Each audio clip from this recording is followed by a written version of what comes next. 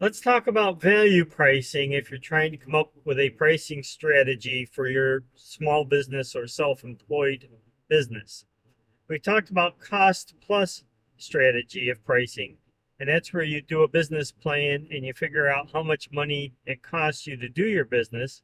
You add on to it the amount of money you want to make as a salary, and you come up with a cost plus pricing.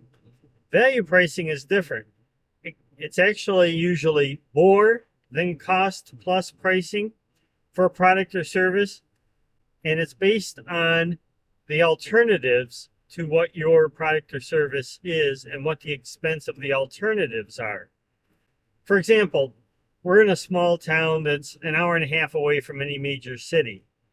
And if you call an appliance repairman, the first thing you do is pay a $135 surcharge for them to show up at your front door before they even come in and start diagnosing the problem. This is because of the distance. A local appliance repair business then could look at that and say, well, I could just charge my hourly rate. I'm so close, but I could do a value add of $50 just to show up at the front door. It would be more money for my business. It would still be a lot less than the alternative, $135, and it's a win-win situation. So you consider the alternatives when you come up with value pricing. In my case, with a taxi business, an alternative would be taking a bus to a nearby city. The bus only comes twice a day, and one is 5:30 in the morning and one is 4:20 in the afternoon.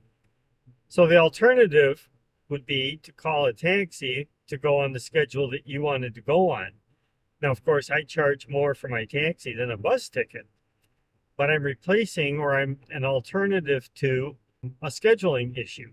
So I can charge a value price on my service because I'm available at any time when the alternative locks you into being on their schedule. So that's another example of how value pricing would work.